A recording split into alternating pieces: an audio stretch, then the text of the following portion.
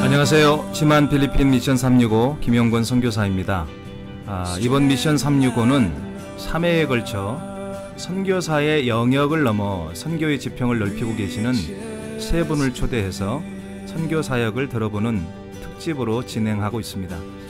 부제를 선교사 아닌 선교사 이렇게 잡아보았습니다. 그 두 번째 시간입니다. 오늘 미션 365에 출연하신 분을 잠깐 소개하겠습니다. 필리핀 한인 교민들의 머슴 같은 분입니다. 교민들의 재난, 사건, 사고, 안전 문제가 발생하면 어디든지 달려가는 홍반장 같은 분입니다. 필리핀 한인 교민들의 신반장, 필리핀 한인 총연합회 부회장 신성호 안수 집사님 모셨습니다. 집사님 반갑습니다. 네, 반갑습니다. 제가 이렇게 짧게 소개를 해드렸는데 직접 본인 소개를 멋있게 좀 자세하게 좀 해주시죠. 네, 제가 할 수 있는 것보다 가장 멋있게 해주셨는데요. 이미 신반장, 네, 자 굉장히 아주 감동적인 표현인 것 같습니다. 저는 이제 전북 군산에서 태어났습니다. 그리고 그 어려서부터 그 신앙의 집안에서 자랐는데 기장교회 중에 원로교회로 되어 있는 지경교회에서 어려서부터 신앙생활을 했었고, 어려서부터 어머님으로부터 배운 게 기도하는 거, 그리고 목사님을 섬기는 거, 그리고 더 하나님 나라와 영광을 위해서 살아라는 이제 그런 말씀으로 양육되면 살았던 것 같습니다. 그리고 살아오는 과정에 이제 경상도 울산에서도 좀 살았고, 그리고 서울에서 또 학업을 마치고 필리핀 오기 전까지는 대전 충남에 살았습니다. 그래서 저는 한국에 있을 때는 전국구였습니다. 그러다 보니까 필리핀 와서도 한 군데만 이렇게 만족하지 못하고 전국을 다니는 전국구가 또 된 것 같습니다. 뭐 지금 하시고 있는 일과 또 다를 바가 없네요. 이렇게 전국구로 다니시면서. 네. 필리핀에서도요. 지경교회 하면 반갑습니다. 저도 사실은 교단적으로는 기장입니다. 네. 또 이 지경교회가 영적인 뿌리가 있는 교회인 걸로 제가 알고 있습니다. 장경동 목사님도 이 교회 출신이라고 그러시고요. 네. 필리핀에 지금 정착하신 지 올해로 어떻게 몇 년째 되셨나요? 지금 이제 18년 정도 됐습니다. 네, 그렇군요.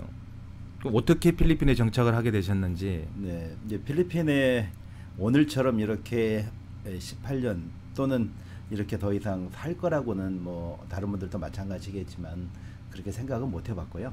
처음에 저는 이제 스쿠버 다이빙을 전문적으로 가리키고 스쿠버 다이빙을 통해서 인명을 구조하는 구조대장으로 제가 봉사를 하고 있었습니다.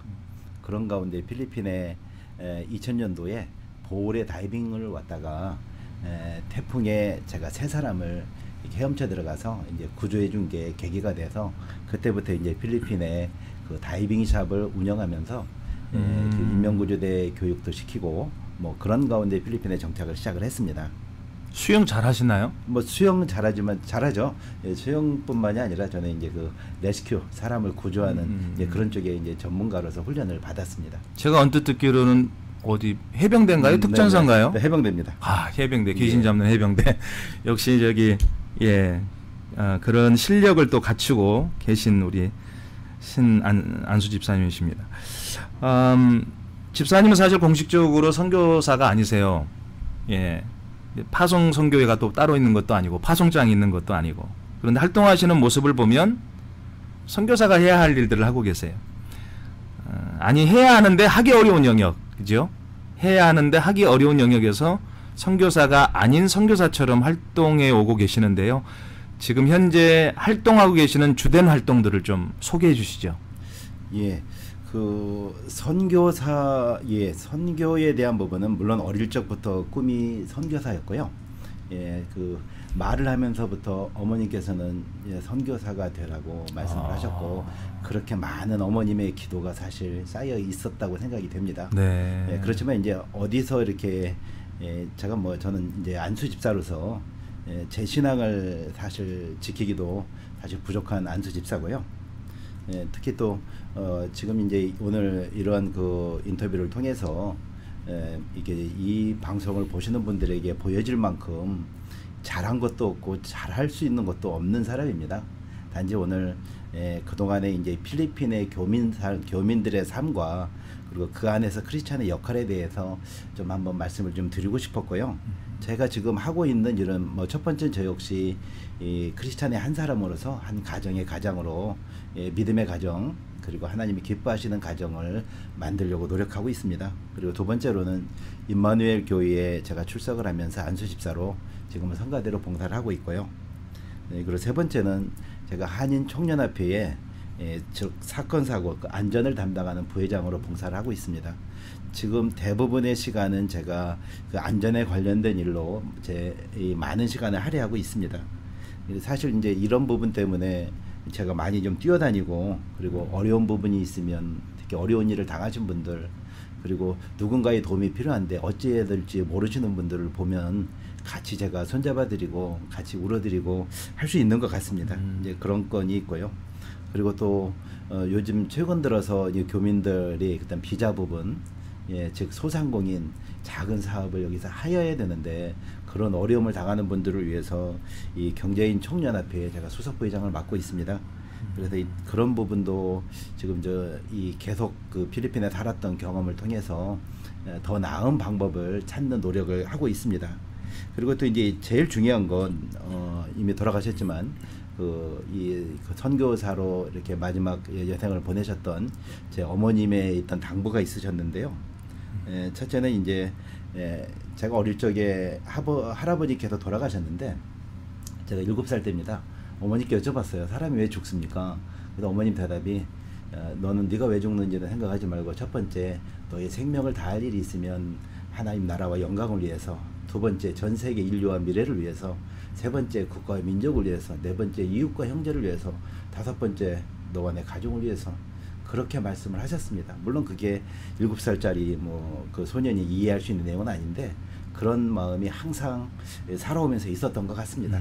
지금도 그거에 100분의 1, 1000분의 1도 못하고 있지만 항상 내 생명을 다해야 될 때는 어디에 내 생명을 다해야 될까 항상 이런 각오를 다시 한번 해보고 있습니다. 아마 이런 것 때문에 그 필리핀에서 이 교민 사회에 또는 이제 어려움을 당한 분들과 같이 울어드리고 같이 이 어려움을 나누는 그런 역할을 감당을 하고 있는 것 같습니다. 그리고 최근 들어서 제가 계속 해보고 있었던 것은 이제 필리핀에서 한 15, 16년 정도 재난이 발생하면 재난 현장에 제가 먼저 가서 이 현장 파악을 하고 그리고 어떻게 그 현장에 있는 피해를 당한 분들을 도울 수 있을지 이런 부분에 대한 계획을 세우고 또 도움을 주실 수 있는 분들을 연결해서 실제 구조하고 군환하고 그리고 이제 복구할 수 있도록 지원해주는 이런 일들에 대해서 오랜 시간을 하게 된 것 같습니다. 그리고 또 지금 제가 또 중점적으로 하고 있는 건 빈번하게 이 필리핀의 한인 교민들이 필리핀에서 범죄의 대상이 돼서 피해자가 되는 경우가 참 많았거든요. 네네. 그래서 생명을 잃은 분들 그리고 또 몸을 다치신 분들 정말 재산을 잃으신 분들 참 많은 그런 어려움들이 이 땅에 있습니다. 물론 우리가 이 땅에서 이것이 다 우리의 어떤 그 선교를 위한 어떤 우리가 뿌리는 어떤 피라고 생각할 수도 있겠지만 많은 대부분의 것들은 조심하지 않아서 또는 우리가 몰라서 또는 우리가 좀 더 신중하고 조심했더라면 그렇지 않았을 텐데 하는 이제 이런 마음을 저는 이제 갖게 됐어요. 그래서 사건 사고를 예방할 수 있는 방법을 좀 다각도로 이 대사관과 또는 다른 한인 단체들과 또는 선교사님들과 또는 이제 많은 교민들과 이런 부분을 놓고 같이 연구도 해보고 같이 토론도 하는 과정 중에 교민들에게 안전에 관련된 부분을 정기적인 세미나를 만들어서 진행을 한지 벌써 한 4년 정도가 된 것 같습니다. 네네. 그리고 마지막으로는 이제 교민 사이에 단합되는 부분, 우리가 이 땅에서 살아가는데 과거에 4, 5년 전만 해도 약 20만 명 정도의 한인이 이 필리핀에 살았는데 지금은 약 10만이 안 됩니다. 물론 여러 가지 이유가 있습니다. 그렇지만 지금이 위기이기 때문에 오히려 더 기회라고 생각합니다. 지금 이때 우리 한인들이 서로를 좀 이해하고 서로 좀 단합하고 우리가 우리의 사정과 형편을 서로 좀 도와가면서 이 땅에서 바로 좀 쓸 수 있는, 즉 이 땅에 좋은 경쟁력도 갖추고 이 땅에 이 나라 사람들에게 아름다운 이웃으로서 좋은 어떤 친구로서 우리 이 한인들이 자리를 잡아야 될 시기가 지금이 아닌가 하고 생각합니다. 집사님 혹시 이제 하시는 말씀 중에 제가 들어보니까 어떻게 그러니까 특별한 계기가 있었을 것 같아요. 이 재난 사건 사고에 내가 이거 헌신해야겠다. 조금이나마 우리 교민들에게 보탬이 돼야겠다 하면서 이것을 뛰어들게 되어진 이 활동에 뛰어들게 되어진 어떤 특별한 어떤 사연이나 계기가 있었습니다. 네, 뭐 계기가 있었습니다. 근데 그건 계기는 한국에서 있을 때부터 계기가 있었고요. 저는 한국에 있을 때 해병대를 제대하고 나서 제대하는 순간부터 계속해서 봉사활동을 했습니다. 네. 그 봉사활동했던 게 이제 인명구조대, 그다음에 이제 그 이 지역의 방범 이런 활동을 계속했었는데 뭐 소개해드릴 내용이 사실 조금은 있어요. 제가 한국에 있을 때 했었던 인명구조대에서 사람들 물에 빠져서 돌아가신 분들을 이렇게 꺼내드리는 이런 걸 봉사활동으로 한 70여 구 이상 인양을 해본 경험이 있습니다. 네. 그때 이렇게 생각을 해보면 사람이 물에 빠져서 돌아가셨는데 강에서 밖에서 사람들이 할 수 있는 게 아무것도 없는 거예요. 그리고 밖에 보면 무당들 불러다가 굿하고 이렇게 북치고 이런 모습을 이렇게 보게 됐어요. 물론 그 당시에는 제가 그 바로 물속에 들어가서 아무 장비 없이 들어가서 이 사체를 인양할 만큼의 그런 정도의 실력이 없을 때입니다. 근데 그러다가 한 번 시도하고 두 번 시도하다가 구조대가 만들게 되고 해병전이 인명구조대가 되고 그리고 그게 또 대전 지역에 있는 봉사활동을 하는 단체가 만들어져서 그 NGO 단체를 통해서 대전 특수인명구조대라는 단체를 만들어서 활동을 했었던 것 같습니다. 그리고 나서 필리핀에 와서도 계속적으로 그 한인들이 어려움을 당하는데 특히 저는 세부에 한 15년 정도 있었습니다. 네. 첫 번째 세부에 이 한인이 이 총기에 맞아 사망을 했는데 아무도 도울 수 있는 방법이 없어요. 어느 누구도 어떻게 해야 되는지를 아는 사람이 전혀 없는 겁니다.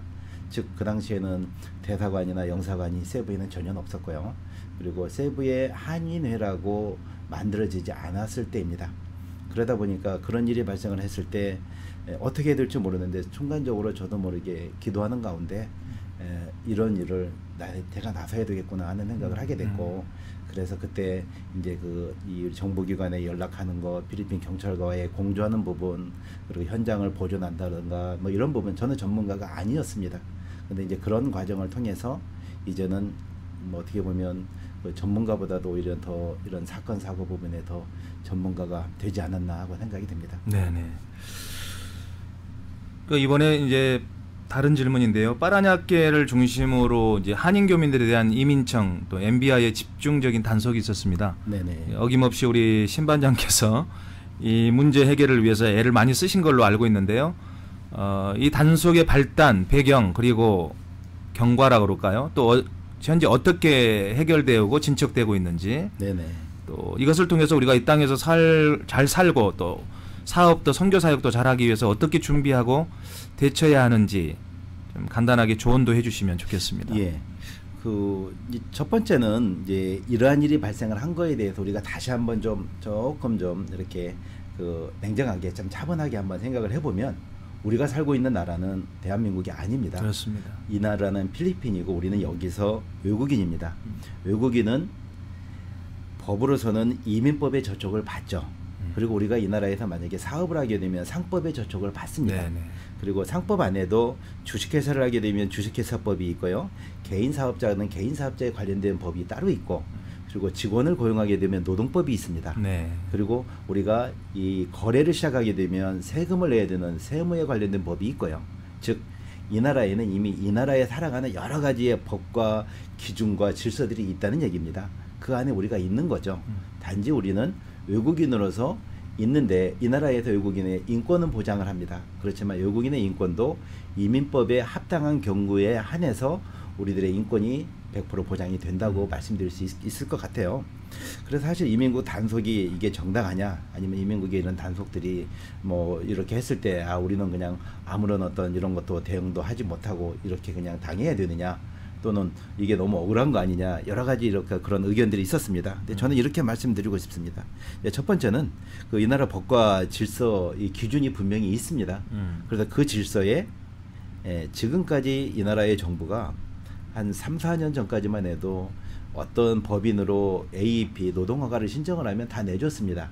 쉽게 다 내줬는데 최근 들어서 노동허가 발급을 안 해주고 있습니다. 즉 거기에는 이 나라 나름대로의 기관마다의 나름대로의 본인들이 그런 추진하는 정책적인 방향이 분명히 있습니다.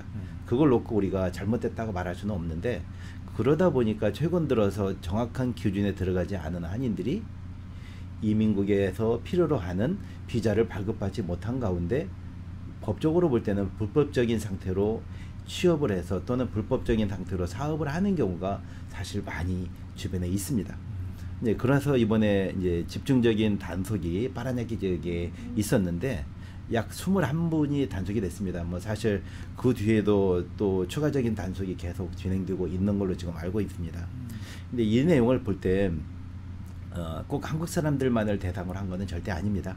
예, 제가 그 단속이 되던 날 밤부터 그 다음 날 계속 이민청에 있었습니다. 이민청에 있으면서 한 분 한 분을 뭐 빼달라 부탁하면서 저는 그렇게 하지 않았고요.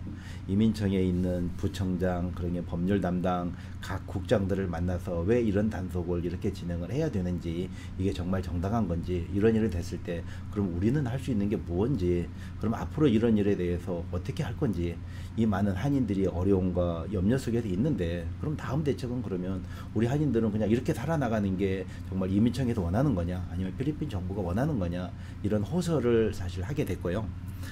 원인으로 봐서는 이렇게 말씀드릴 것 같습니다. 첫 번째는요, 그 중국 사람들이 보시다시피 갑자기 상당히 그렇습니다. 많은 사람들이 네. 유입이 됐어요.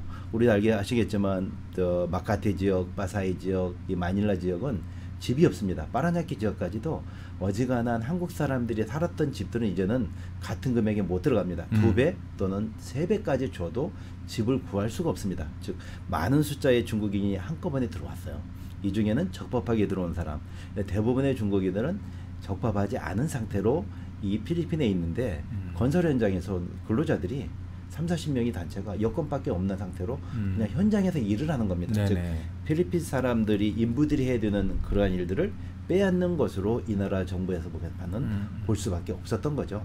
그래서 그런 경우로 인해서 이 나라 중앙정부로부터 사실 노동부의 어떤 단속을 지시를 했고, 노동부와 관련된 이민청에서는 역시 외국인에 관련된 부분은 이민청이 단속을 시작을 한 겁니다.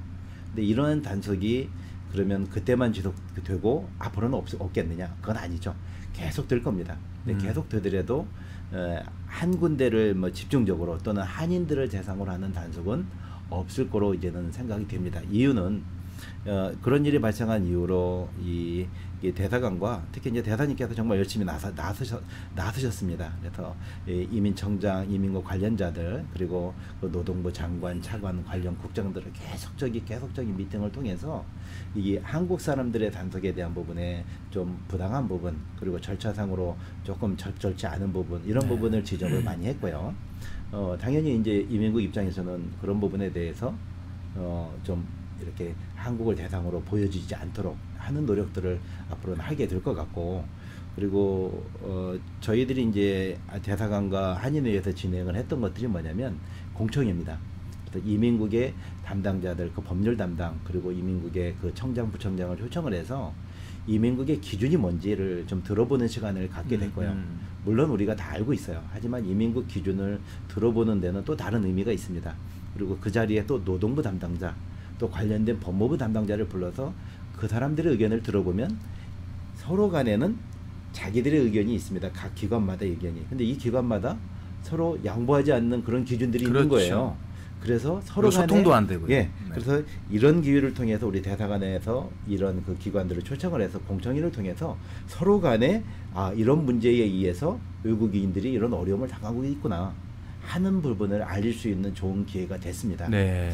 그래서 이 세 개의 그 단체, 그 정부기관들이 연합돼서 가능하면 이제 외국인들, 특히 한인들에 대해서는 좀 코리안 데스크라든가 네. 한인들을 전담하는 부서를 좀 개설을 한다거나, 또는 이제 한인들에 대한 어떤 이런 비자 부분에 대해서 좀 수월하게 갈 수 있도록 좀 이렇게 원스톱샵으로 한 번에 일괄 처리할 수 있는 방법을 고안을 한다거나, 네네. 이런 것들에 대해서 지금 이제 여러 가지 이 대사관과 이 정부 부처들과의 이런 이제 협의가 좀 되고 있습니다. 그 부분은 조금 이따가 좀 더 한 번 더 깊이 있게 다뤄주시면 좋겠고요. 네네. 그러니까 이번 파라냐케 집중 단속의 본질은 한인 교민들만을 타켓으로 놓은 사건은 아니었다. 아니었습니다. 원래는 사실은 이제 네.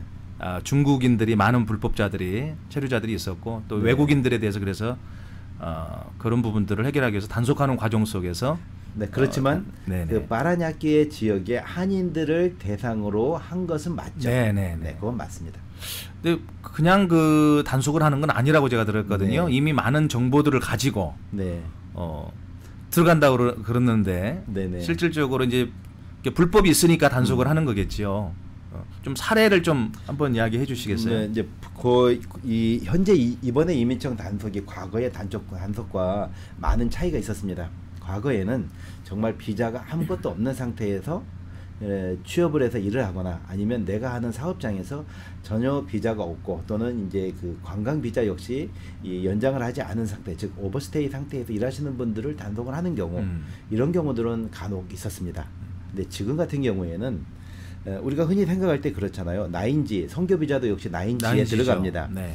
근데 나인지 비자를 가지신 분인데 그러면 대부분은 나인지 비자를 내가 가지고 있으니까 내가 옆에 사업차를 하나 또 만들었고 투자했으니까 거기 좀 가서 일 좀 해도 괜찮은 걸로 우리는 생각하죠. 대부분의 교민들은 생각을 하고 계셨고요. 특히 또 그 은퇴 비자를 가지고 계신 분들은 내가 은퇴 비자 있으니까 내가 좀 여기서 좀 일도 좀 하고 그렇죠. 좀 여기 좀 앉아 있다가 카운터에 좀 앉아 있고 뭐 좀 그러면 어때 하고 생각을 했었는데 이민국의 정확한 기준에 의하면 제가 신청을 했을 때 신청했던 그 회사의 명판이 들어간 네. 회사와 거기에서 신청을 했다면 내 포지션 네. 그리고 잡 디스크립션에 네. 내가 어떤 일을 하겠다는 내용을 벗어난 일은 불법이라는 겁니다. 그리고 불법인 사람들에 대해서는 이번에 바로 연행을 해서 네네. 즉 이민국 감호소에 집어넣었다는 게 문제가 되는 겁니다. 그러면 앞으로 이런 식의 기준으로 모든 한인들을 이민청에서 본다 그러면 얼마나 많은 한인들이 정말 불법이라고 보여지는 상황 속에서 우리가 지금도 살고 있고 앞으로도 있을 수밖에 없는 상황이 네. 된다는 것이 문제가 되고요. 네네.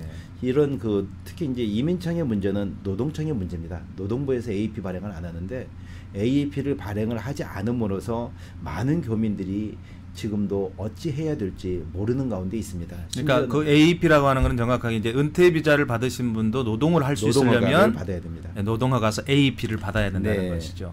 예, 어려운 사례는 뭐냐면 단속을 당하셨던 분들 뭐 우리가 아시겠지만 뭐 큰 돈을 주고 이렇게 현재는 그 감호소에서 나왔습니다. 물론 보석 상태로 나오신 겁니다. 이분들은 앞으로 그 보석 상태에서 이 본인들의 어떤 그 계속해서 어떤 이 이민국의 절차를 따르셔야 돼요. 이 결론에 따라서 추방이 될 수도 있고 아무 문제 없이 다시 여기서 이렇게 거주할 수도 있는 겁니다. 즉 끝난 것이 아닙니다. 그리고 앞으로도 이런 같은 내용으로 얼마든지 많은 분들이 단속이 될 수 있다는 것이 사실 우리가 염려하는 그런 바고요. 그래서 이거를 해결하기 위한 노력들을 지금 다각도로 하고 있는데 뭐 이따가 또 그런 부분 또 말씀을 드리겠습니다. 우리 뭐 제가 듣는 이야기로는 선교사님들 중에 이제 어학연수나 이렇게 홈스테이를 하시는 네네. 선교사님들도 꽤 되시는데 선교센터도 있고 그래서 근데 심지어 매월 그 학생들에게 얼마를 받았는데 지금은 얼마 받고 있는 것 그런 정보까지도 다 그 MBI가 알고 있다고 그러는데 MBI는 맞습니까? 아니고요. 이민국에 있는 인텔리전트입니다. 네네. 예, 이민청에 있는 인텔리전트 그 국장 그리고 부국장님들이 이제 제가 개인적으로 얘기를 해보니까 어느 정도까지 얘기를 하냐면 특히 이제 지역을 놓고 뭐 빠르냐게 뭐 이렇게 말씀드리면 이미 단속이 됐던 데니까 말씀드릴게요. 근데 비오포음에 여기 어느 빌리지에 몇 번 어디 가면 여기 한국말로 목사님 사신다. 근데 이 목사님은 그 학생들을 몇 명 데리고 있다. 전에는 얼마 받았는데 요즘은 얼마 받는다. 이것도 불법이다. 네. 알고 있다. 그리고 언제든지 단속할 수 있다. 근데 지금은 안 하겠다. 네. 왜냐하면 이제 그런 거보다 그 상호를 놓고 이렇게 영업을 하시는 분들 위주로 이렇게 단속을 했다는 얘기가 될 것 같고요. 언제든지 단속 가능할 수 있다는 거잖아요. 네, 그렇게 그렇죠? 얘기를 합니다. 만일 외교관에 우리 네네. 대한민국과 필리핀의 외교관에 마찰이 생기거나 좀 나라가 이렇게 갈등이 오게 되면 이런 부분들의 피해는 바로 직접적으로 올 수도 있지 않을까 제재가요. 그렇죠. 그래서 항상 우리가 이제 어떤 외부에 일을 할 때는 이 나라 정부하고 일을 할 때는 이제 두 가지 측면을 보는 거죠. 하나는 지금 당장의 문제를 해결하도록 도움을 요청하고 우리의 형편을 얘기하는 방법이 있고요. 두 번째는 거꾸로 우리의 형편과 우리의 지금 어떤 이 나라의 법적으로 충족하지 못하는 부분을 우리 스스로 드러났을 때 또는 어떤 좋지 않은 관계 지금 말씀하신 관계가 됐을 때 오히려 그 그걸로 인해서 많은 정보에 의해서 더 많은 한인들이 어려움을 당할 수 있는 이런 것도 네, 네. 충분히 있을 수 있다고 봅니다. 근데 여기서 뭐 여러 가지 참 어려움을 당하신 분들과 비FOM 쪽에 거기 계신 분들, 특히 소매업을 하시는 분들은 지금 굉장히 고충이 많습니다. 제가 만나본 분들도 더 이상 이제 필리핀에 살기가 어려울 걸로 가게를 내놓으시는 분들도 계시고요. 그리고 필리핀을 떠나야 되지 않을까. 이렇게 그 소매업에 대해서 이렇게 그 비자가 나오지 않는 경우는 우리가 합법적으로 이 나라에서 사업을 할 수 없고 일을 할 수 없는 경우는 어떻게 해야 되느냐. 다들 많은 염려를 지금도 하고 계십니다. 네. 네, 우리 이 방송을 듣고 있는 우리 선교사님들도 목사님들도 우리 한인 교민들 잘 준비하셔야 될 것 같습니다. 이 나라에 또 불법적인 어떤 것들이 연루되지 않도록 법적인 문제, 뭐 서류 이런 것들까지도 잘 준비해야 될 것 같은데 잘 모르시는 우리 한인 교민들은 왜 나를 단속하냐 네. 이렇게 좀 나는 잘못한 게 없다고 생각하고 이제 그렇게 좀 단속하는 직원들에게 네네. 좀 언성도 높이고 그런 경우도 있었을 텐데요. 신반장님이 생각하실 때, 우리 신집사님이 생각하실 때는 어떻게 이 나라 사람 이 문제들을 해결하기 위해서 이렇게 정말 그 현실적인 해결법 이게 중요하지 않겠습니까? 예. 어떻게 접근을 해야 된다고 생각하세요? 그러면 이분들에게. 일단 이제 이민청이 혹시 단속을 했을 때는 내가 어떻게 대응을 했으면 좋겠나. 네. 근데 이 말씀 제가 이제 드려볼게요. 일단 이민청 그 직원들이 단속을 만약에 나왔을 경우에는 어떻게 대응을 하셔야 되냐면 일단 화내지 마세요. 한인들은 물론 저부터도 화냅니다.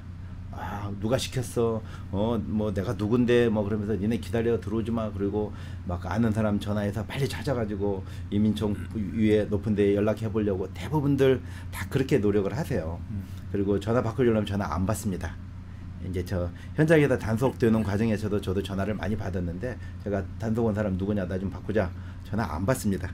왜냐면 그 사람들은 이미 그러한 목적으로 가지고 왔기 때문에 이제 그런데 이민청 이 인텔리전트 직원들의 대답입니다. 이 인텔리전트 그 국장의 대답입니다. 즉 이민청에서 단속에 나왔을 때는 제일 먼저 확인하셔야 될 게 첫 번째 미션 오더가 분명히 있는지 그리고 미션 오더에 그 본인의 이름과 그 본인의 어떤 상호라든가 이런 부분이 있는지 이거를 확인하셔야 되고요.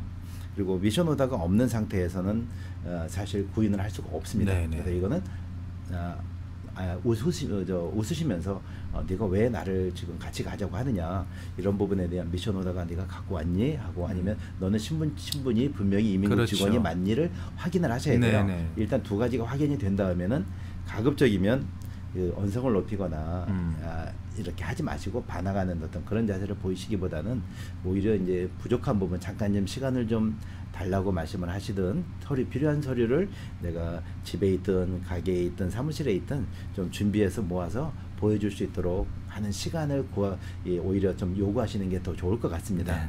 이걸 만약에 우리가 심하게 반항을 할 경우에는 적법한 비자가 있었더라도 이민청에서 그 외국인에 대해서는 이민청에 대한 어떤 그 이 나라 법과 이 문화를 법과 절차를 존중하지 않는 걸로 거꾸로 불이익을 주는 절차를 진행할 수 있습니다. 네. 즉 그 절차는 잘못하면 어떤 뭐 추방이라든가 또 이런 부분까지 연결시킬 수 있는 권한도 이민청에 있습니다. 네. 그래서 가능하면 나중에라도 우리가 이민청의 절차가 잘못된 부분에 대해서 이렇게 법적인 절차로 항의하기 위해서라도 우리가 지나친 어떤 이렇게 언성을 높이거나 하지 마시고 카메라나 이런 부분이 집에 이렇게 가게나 이런 데 있으시면 충분히 CCTV 같은 거를 잘 활용을 하시는 것도 도움이 될 것 같습니다. 알겠습니다. 이게 참 생존에 대한 문제여서 좀 많은 이야기를 이 질문과 함께 했습니다. 우리 집사님 혹시 이제 여담입니다. 좀 쉬어가는 시간인데 홍반장이라는 영화 보신 적 있어요? 저 못 봤습니다. 2004년도에 개봉했던 한국 영화고 제목이 되게 길어요. 우리나라 영화 중에 두 번째로 제목이 길다고 그러더라고요. 그래요? 예. 제목이 이래요. 어디선가 누군가에 무슨 일이 생기면 틀림없이 나타난다 홍반장. 그건 마징가 제트인데요. 배우 김주혁 씨가 홍반장으로 출연을 했었습니다. 저도 참 재미있게 봤었는데 영화 못 보신 분들을 위해서 잠깐 여담으로 소개해 드릴게요. 이 홍반장은 동네 이장이에요. 아주 젊은 이장인데 싱글 총각입니다. 못하는 것이 없습니다. 동네 사람들에게 무슨 문제가 발생하면요, 즉시 달려가서 아주 다양한 능력과 재능을 가지고 다 해결해주는 그런 해결사의 역할을 하죠. 뭐 심부름 센터에서부터 흥신소 사람 찾아주는 그런 일들까지, 심지어 그 집의 인테리어까지 다 할 줄 아는 그런 능력의 소유자. 제가 처음에 우리 신성호 집사님을 신반장이라고 소개했던 이유는, 집사님께서 이제 마치 이 영화 속 홍반장처럼 이 필리핀 한인 교민들에게 문제가 생기면 언제든지 보니까 달려가세요. 또 해결하려고 애쓰는 그 해결사 같은 그런 노력들을 하시는 분이기 때문에 제가 이거 준비하다가 별칭을 붙여본 겁니다. 갑자기 생각이 났어요. 네네. 근데 이제 우리 집사님께서 이제 아까 사건 사고가 터지면 왜 이런 것을 해결하기 위해서 달려가시는지, 뭐 본인이 하시는 또 사업체도 계시는 것 같은데, 네. 특별히 이 일이 뭐 이렇게 돈 되는 일도 아니고 사실은 너무너무 힘든 일일 텐데 이렇게 소명감 같은 것을 가지고 달려나가시는 걸 보면, 아까도 잠깐 말씀을 했지만 어머니의 기도, 네. 선교사로서의 또 이런 어머니의 기도가 있었던 것 같고, 은연중에 그 속에서 교육을 받으신 것 같아요. 선교사에 대한 부분이 많이 힘드실 텐데, 지금 하시는 또 비즈니스가 있으시죠? 네네. 뭐 비즈니스를 하나를 잘 못해서 여러 개를 하고 있습니다. 네. 네, 오늘 뭐 비즈니스 이야기하는 시간 아니니까, 그래서 연이어서 이제는 말할 수 있다. 네. 예, 질문을 좀 드리려합니다. 이 활동을 해 나가실 때 아주 여러 가지 고민, 또 힘든 점 있을 것 같아요. 솔직히 어떤 점들이 힘들고 어려운지, 또 어쩔 때 이런 일들을 좀, 아유, 내가 왜 일을 하고 있어? 나도 사업도 해야 되는데 나 그만둬야지. 뭐 이런 솔직한 생각이 좀 들 때도 있을 것 같아요. 그런 솔직한 말씀 좀 부탁드리고요. 네네. 그럼에도 불구하고 일을 놓지 못하는 이유, 제가 보람 때문이라고 생각되긴 하지만 어쨌든 또 그런 보람을 느끼기 때문에 오는 어떤 그 뭐라 그럴까요? 성취감도 계실 것 같고, 그런 또 사례, 그런 보람을 느낄 수 있는 사례들이 네네. 있는지 좀 그런 거 말씀 좀 해주십시오. 이제 첫째는요, 그냥 제 일입니다.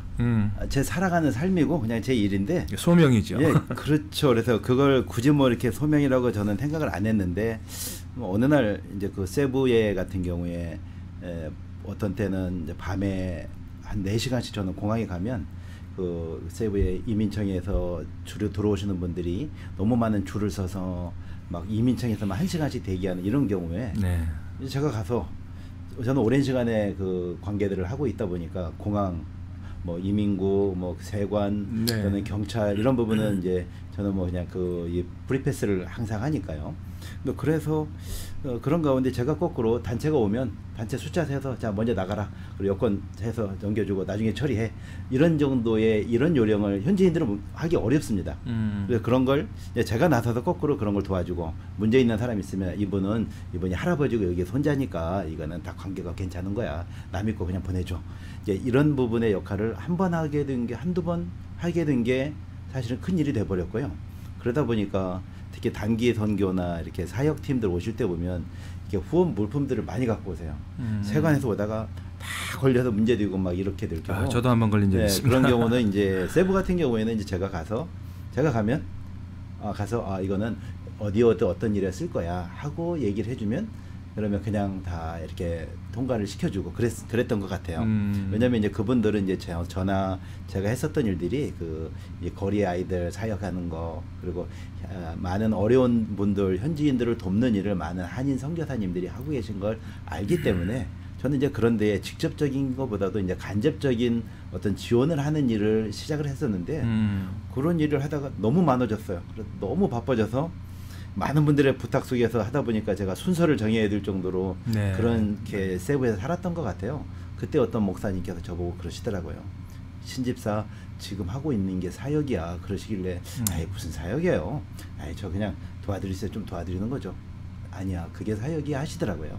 근데 그때부터 그 말씀이 계속해서 가슴에 남았어요. 그래서 어머니께서 네. 어려서부터 하셨던 말씀과 좀 어느 정도 연결이 되는 것이 아닌가 생각이 되고, 오늘 이 자리에서는 말씀드리고 싶은 건 서로 다 그 어떤 그 이 사역의 길에서 선교사로 이게 파송되신 목사님들 또는 이제 전문 사역인들도 계신데, 저도 뭐 CBMC의 그 시부 창립회장을 했던 사람인데 하나의 멤버로서 생각을 해보면 저 역시 그 민간인 선교사로서 또 하나의 그 전문인 선교사로서 하나님께서 이 필리핀에 보낸 사람이기 때문에 사실 그 일을 하는 것 같아요. 네, 아멘. 예, 또 하나 생각을 해보면 특히 이제 군대 제대하고 이제 봉사활동을 하면서 인명구조대장을 하면서 사실 이런 말씀드리는 그렇지만 정말 많은 숫자의 사람을 사체를 제가 물속에서 저희가 인양을 해봤어요. 그 하나하나의 사연들이 사실 지금 다 있는데, 예, 그게 두렵지 않고 그런 일들이 오히려 이렇게 시간이 지나고 나서 이 필리핀에 와서도 어려운 일을 봤는데 아 이거 내가 해야 되겠구나 하는 마음이 들었다는 게 남들과는 좀 다르고요. 하루에 24시간 누구나 똑같이 하나님 주십니다. 저는 이런 믿음이 있어요. 오늘은 하나님이 주신 나의 최선의 날이다. 오늘 24시간은 하나님이 나에게 선물로 주셨다. 이 24시간은 내가 오늘 원하는 대로 즉 하나님이 기뻐하시는 일 또는 지금 정말 필요한 일에 내 시간과 내 주머니의 돈과 정성을 써야 되겠다. 내일은 나 모르겠다. 내일은 하나님의 날이지 내 날이 아니다 하는 저는 그런 믿음이 있어요. 네. 그래서 시간을 할애할 때 제가 말이 좀 빠릅니다. 빠른 이유는 빨리 가고 또 돌아가서 딴 일 봐야 되고 이거 보다 보면 또 급한 일이 생기면 또 딴 일을 해야 되다 보니까 말도 좀 빠르고 행동도 좀 빠르게 한 것 같아요. 네. 네. 그 이어지는 같은 연속선상에서 질문인데 하고 계시는 이 대교민 사건 사고 처리 활동들이 하다가 보면 또 이게 어떻게 뭐 제 생각은 하나님께 영광이 되는 그런 어떤 선교적인 차원, 전도적인 차원까지 이렇게 그분들하고 연결이 되어지고 그분들이 또 전도를 받게 되고 또 하나님에 대해서 알게 되고 그런 사례들이 혹시 있었나요? 네, 뭐 예, 사실 많죠. 많고요. 대표적인 거. 예, 네. 뭐 대표적인 거 하나 말씀드리면 어떤 분이 여행을 관광을 오셨다가 돌아가셨어요. 네. 돌아가셨어요. 아버님 이제 할아버지라고 할아버지죠. 이렇게 이제 할아버지지만 그렇게 노년은 아니셨는데 오셨다가 이 배에서 미끄러져서 이렇게 머리를 다치셔서 돌아가셨어요. 이게 부모님 여행을 보내드렸는데 진갑잔치 여행을 보내드렸는데 돌아가신 거예요. 여행지에서. 그 가족들이 쭈르륵 왔습니다. 근데 가족들이 와서 여행사 원망하고 가이드 원망하고 막 보는 사람마다 물어뜯으려고 막 이렇게 하고 있는데 제가 공항에 가서 그 가족들 온 사람을 저는 딱 보면 알아요. 그분들을 모시고 제가 그 장례식장에서 장례를 준비를 해드리고 도와드리면서 세부에 제가 있을 때 교민 장례를 한 70건 정도 치러봤습니다. 그 중에 이제 그 살인 사건, 네, 뭐 총 맞고 칼 맞고 뭐 이런 말씀 드리겠지만 뭐 이렇게 목이 반쯤 잘리는 사람, 뭐 칼로 창자가 튀어나온 사람, 팔이 잘리는 사람, 많은 사람들의 죽음을 제가 만져봤는데 뭐 부검도 한 20여 번 이상 직접 참여를 해봤고요. 근데 이제 그런 가운데 그때 대표적으로 저는 그 또 하나 감사한 건 세부나 이 필리핀의 좀 사건 사고를 저는 많이 담당을 하다 보니까 어디 가면 무슨 일 너무 많아요. 네네. 그런데 저는 그게 하나도 안 무섭고요. 네. 보통 때 그런 기억이 하나도 안 나요. 그래서 그냥 어디 가든지 좋은 것만 자꾸 생각이 납니다. 그래서 정말 감사하고요. 이때 제가 이 기억을 말씀드리는 것은 오셨는데 이분들은 난 크리스찬입니다. 근데 이제 큰 방에 가족들을 제가 쉬게 해놓고 그분들한테 그랬습니다.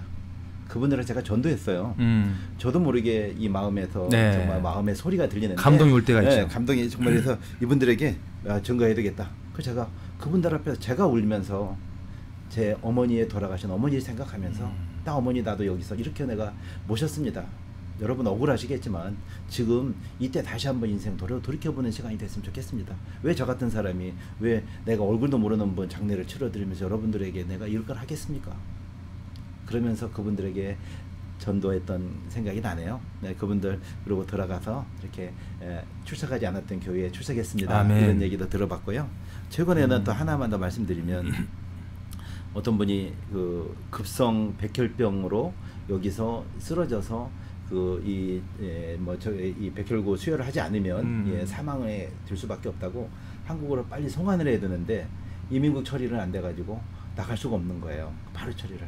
네, 그래서 이제 저한테 부탁을 하셔서 그걸 들고 이민청에 가서 하루 안에 그 처리를 하려다 보니까 힘들었어요. 근데 마지막에 그 하루 안에 그날 밤에 나갈 수 있도록 처리를 이민청에서 해줬습니다. 코미셔너 사인하고 해줘서 제가 그 해준 그 도와준 변호사나 이 같은 분들을 여자분인데 나 당신 좀 한번 안아보자. 그래서 제가 안아주면서 고맙다 하고 인사를 하고 나와서 그분을 한국에 보내드렸어요. 그랬더니 이제 그 가족들이 역시 이 부평에 있는 그 순복음교회 다니시는 분인데 어머님은 권사님이신데 자기들은 형제들은 교회 안 나갑니다. 근데 이번 기회로 다시 신앙생활 다시 어머니의 기도가 그래서 제가 어머니 기도 살아 있고 네. 그 어머니의 신앙과 믿음이 당신과 당신의 가족들을 변하게 할 겁니다. 아멘. 그렇게 해서 증거를 했던 그 기억이 납니다. 그래서 지금 이 다 잘한 건 아니에요. 다 잘했다고 할 수 없고 항상 결론이 좋은 건 아니지만 감사한 것은 그 24시간 제가 아까운 시간 정말 저도 제 시간 제 가족을 위해서 또는 제 개인적인 어떤 생활을 위해서 쏟아야 될 시간에 그런 일을 했을 때 제 일을요 하나님께서 해주십니다. 아멘. 저는 그 체험이 있습니다. 네. 어려운 일이 있을 때일수록 저는 일부러 제 일은요 제가 안 하고요 그냥 냅두고 다른 일 있으면 하나님께서 나한테 기회 주시는구나. 그래서 그 일을 합니다. 그러고 나면 그 일이 해결되는 역사가 정말 아멘. 정말 네. 많습니다. 네. 오늘 그 제가 신앙의 간증을 좀 맞습니다. 드렸으면 좋겠습니다. 선한 행실, 착한 행실을 통해서 하나님께 영광을 돌리고 우리가 무엇을 먹든지 마시든지 아버지 영광을 위해서 하라고 했는데 네. 또 그것을 몸소 실천하고 계신 것 같아요. 저도 그 사실은 농촌 정말 깡촌이지요. 거기서 목회를 할 때 불신자 가정, 네네. 그 하여튼 그 마을에 하여튼 그 씨족 집안인데 방씨 집안이었는데 가장 어르신 불신자셨는데 그 연부터 다 해드렸거든요. 네네. 그랬더니 나중에 그 가족들이 그 아들 장손 아들은 네. 또 무신론자셨어요. 근데 나중에 그분들이 다 믿음으로 돌아오시는 그런. 그래서 참 우리 크리스찬들이 잊지 말아야 될 거는 참 주님의 이름으로 하는 그 선한 행실, 모든 불신자들도 서로 공감하고 감동받을 수 있는 그런 착한 행실이 정말 우리에게 필요하지 않나 생각되어집니다. 그건 자기 헌신이 필요하거든요. 자기 희생이 필요한 것이고요. 네, 다음 질문으로 한번 더 넘어가 보겠습니다. 우리 신반장님께서 생각하실 때 향후 어떻게 해야 우리 한인 교민들 속에 빈번히 발생하는 사건, 사고, 안전 문제들을 줄일 수 있을까요? 개인적으로 또는 시스템적으로 어떻게 해나가야 될지 그 전문가로서 한 말씀 네, 의견 부탁드립니다. 시스템적으로는요. 이렇게 말씀드리겠습니다. 과거 20년 전에 우리 20년, 30년 전에 보면 미국의 한인 사회 교포들이 오늘 총 맞아 죽었고 뭐 다음 주에 또 총 맞아서 피해자가 한국 사람이 피해가 됐다. 이런 뉴스들 많이 접했거든요. 네. 근데 그게 최근 10년 전부터 이 필리핀이 모든 사건 사고의 그 원산지인 것처럼 지금 이렇게 한국에 알려져 있습니다. 네네. 그래도 다행히 여러분 염려하지 마세요. 다행히 3년 전부터 그래도 그런 숫자가 굉장히 줄어들고 많이 있죠. 줄었습니다. 네. 물론 이제 이 줄어든 데는 여러 가지 이유가 있어요. 많은 분들의 노력이 있는데 첫 번째는 일단 여기에 살고 있는 교민과 이 필리핀을 방문하시는 분들이 즉 사건 사고가 발생할 수 있다는 그러한 위협을 알고 있다는 겁니다.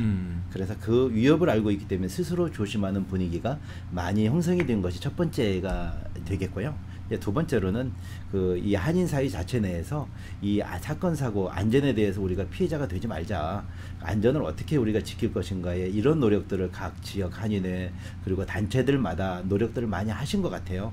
특히 이제 교회들도 교회 안에서 이렇게 교인들끼리 어떤 피해자가 되지 않도록 피해를 당하지 않도록 하는 이런 방법에 대한 논의들이 많이 수년간 지속이 돼 왔다고 생각합니다. 그 가운데 하나가 또 그 대사관과 한인회가 지속했던 안전 사고, 사건 사고 예방 캠페인 그리고 저희가 그런 안전 세미나를 약 4년 이상 계속 지속을 지금 해오고 있는 것이 큰 도움이 된 것 같습니다.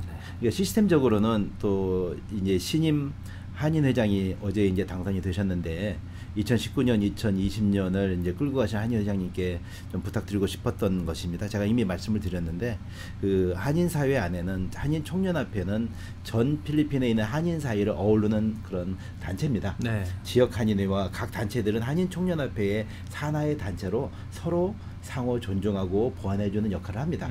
그 총연합회가 높은 거 절대 아닙니다. 네네. 위 단체에서 더 섬기는 역할을 더 잘하셔야 될 것 같고요. 그리고 두 번째는 총연합회 산하에 안전대책위원회가 있습니다. 그래서 이 위원회 활동이 조금 더 효과적으로 지속이 되면 이 위원회 안에는 한인회 총연합회와 코리안 데스크 그다음에 대사관의 경찰 영사, 그리고 이제 그 우리가 이제 필리핀에 각계에 있는 그 협력할 수 있는 변호사라든가 검사라든가 이런 부분을 더 많이 좀 우리가 초청을 해서 한인들 안전에 관련된 그 TF팀을 구성을 하는 거죠. 네. 이 TF팀이 계속적으로 발생이 되는 한인 사건 사고에 대해서 끝까지 해결, 그리고 그 원인에 대한 그 연구 조사를 해서 원인이 발생하지 않도록 교민들에게 알리고 홍보하고 교육시키는 일들을 계속 해나간다 그러면 앞으로 더 많은 어떤 그 한인들이 피해가 되는 이런 일들은 줄일 수 있을 거로 네. 생각이 됩니다. 개인적으로는 우리 신반장님께서 꼭 그 일에 좀 중심에 서서 일 그만두지 마시고 계속 일해 주시기를 간절히 바라고 있습니다. 네, 기도하겠습니다. 평소에 혹시 좌우명 같은 거 있으신가요? 네, 좌우명이 이제 하나님 주신 말씀이 좌우명이 많이 있죠. 이제 어려서부터 살아오면서 계속적으로 내가 붙잡고 가는 말씀이 여러 가지 말씀이 있습니다. 이제 외국으로 나올 때 하나님 주셨던 말씀 중에는 이제 내가 너와 함께 있어 이 땅으로 돌아오게 할지라는 말씀이 있었지만, 지금은 이제 빌립보서 4장 6절의 말씀을 가장 붙잡고 어려울 때 기도하면서 헤쳐나갑니다. 아무것도 두려워하지 말라. 그러니까 다만 기도와 간구로 감사함으로 하나님께 하리라. 그러면 모든 죄악에 뛰어나신 하나님의 평강이 그리스도 예수 안에서 너의 생각과 마음을 지키시리라. 이 말씀을 들으면서 항상 담대하려고 노력을 하고요. 저도 마찬가지지만 제가 잘할 수 있는 게 없어요. 제가 할 수 있는 게 없습니다. 교민들은 이제 제가 많은 인맥이 있어서 뭐 경찰청장이든 아는 사람이 많고, 그래서 저는 전화 한 통화로 문제를 쉽게 해결할 수 있는 걸로 생각을 하세요. 전혀 아닙니다. 저는 그런 관계가 있는 사람들에게 최대한의 예의를 갖추고 제가 가서 제 시간과 정성을 들여서 그 한 사람을 돕도록 부탁과 또는 이제 정당한 방법으로 어떤 이런 노력을 하는데, 이게 뭐 누구 안다고 그냥 되는 건 아니고요. 그렇죠. 그러면서 저는 이제 제 무기는 기도하는 겁니다. 앞에 가서 기도하고 사람 만납니다. 그러면 이미 하나님께서 그 사람을 준비시켜 주시는 그런 역사, 그러한 저는 체험이 참 많이 있었습니다. 이 말씀 하나 드리고 싶어요. 특히 이제 우리 교민들이 요즘 들어서 많은 두려움 속에 있습니다. 이민청 단속이랄까, 사업이 되지 않는 이런 부분에 대해서 과거에 적당한 수입, 한 달에 최소한 사는데 필요했던 수익이 지금 보장이 안 되는 사회에서 우리가 살고 있고요. 이 필리핀 교민 사회 속에서 한 달을 살아갈 만큼의 정말 오늘에 필요한 이런 양식이 없는 분들이 많으세요. 그래서 이런 분들을 볼 때 미지의 두려움, 뭔가 모르는 두려움 속에서 다들 사시는 것 같아요. 근데 이제 제가 우스갯소리로 이런 말씀 드렸지만 세상에 분명한 게 없습니다. 그런데 분명한 게 딱 하나 있습니다.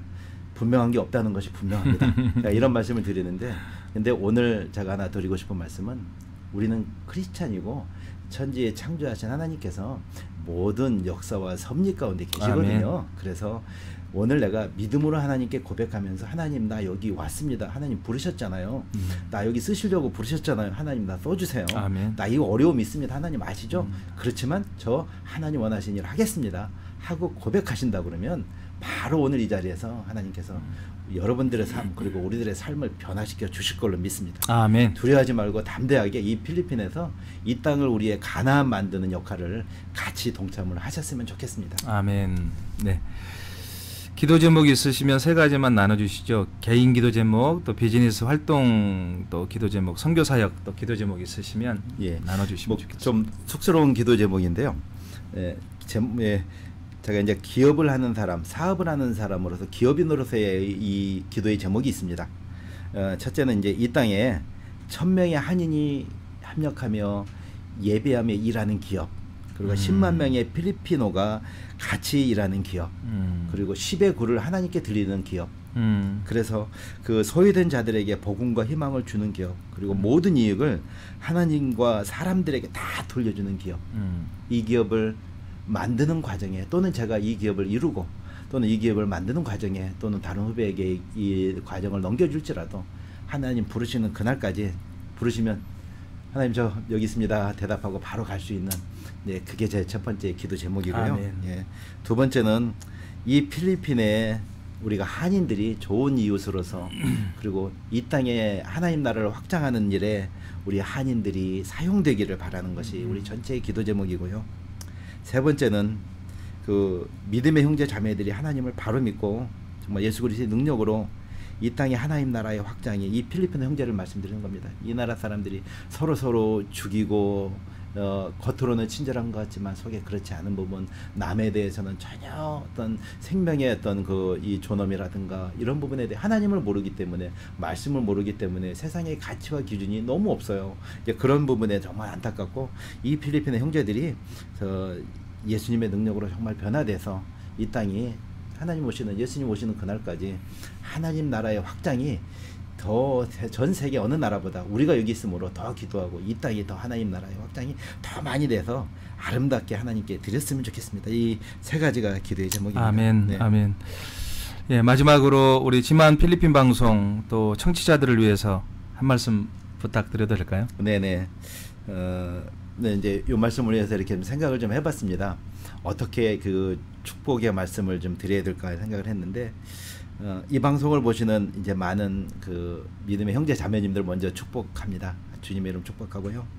그리고 우리가 인생을 살아가는데 어떤 정성과 노력을 다해도 정말 이렇게 들에 핀 들에 핀 어떤 그 한 송이의 꽃, 이런 꽃보다 우리가 더 잘할 수 없잖아요. 아무것도 정말 잘할 수 없는 게 인생인 것 같습니다. 돌이켜보면 후회되고 잘한 것보다 잘못한 게 더 많은 것 같고, 돌이켜보면 내가 벌은 것보다 쓴 게 많은데 그래도 살아있는 거 보면 정말 신기하고 정말 감사드리지 않을 수 없는 것 같아요. 근데 오늘 이렇게 이 우리 지멘 방송으로 많은 분들에게 삶의 진실한 소식을 전하고, 그리고 또 이 방송의 목적이 살아계신 하나님을 증거하는 거잖아요. 하나님 살아계심을 알리고, 그리고 또 어려움에 처한 사람, 오늘 내가 용기를 잃은 분에게 구하고 찾는 자에게 응답하신 하나님 알리시는 이 방송이 많은 분이 이 영원히 살아가는, 영원히 다시 살리는 큰 사역을 더 감당하실 수 있는 방송이 되기를 이제 기도하면서 제가 축복하도록 감사합니다. 하겠습니다. 네. 마태복음 5장 13절에 보면 너희는 세상의 소금이니 소금이 만일 그 맛을 잃으면 무엇으로 짜게 하리요 후에는 아무 쓸데없어 다만 밖에 버려져 사람에게 밟힐 뿐이라고 말씀하고 계십니다. 소금은 물에 녹아서 그 형체를 잃어버립니다. 그러나 아무런 맛이 없는 물을 짜게 하고 또 음식에 녹아 들어가서 맛을 나게 하는 것이 소금입니다. 소금은 자신의 모습을 잃어버리고 자신을 드러내지 않습니다. 소금처럼 들레지도 않고 요란하지도 않게 필리핀 한인 교민들과 또 선교사들의 사건, 사고, 그런 재난에 대해서 특별한 관심을 가지고 문제 해결을 위해서 조용하면서도 동분서주 활동해 오고 계시는 선교사 아닌 선교사, 필리핀 한인교민사회의 홍반장, 또 우리 한인총연합회 부회장이신 신성호 안수 집사님 모시고 미션 365 함께 했습니다. 집사님 오늘 이렇게 함께 해주셔서 대단히 감사합니다. 네, 감사합니다. 축복합니다. 네, 감사합니다. 감사합니다.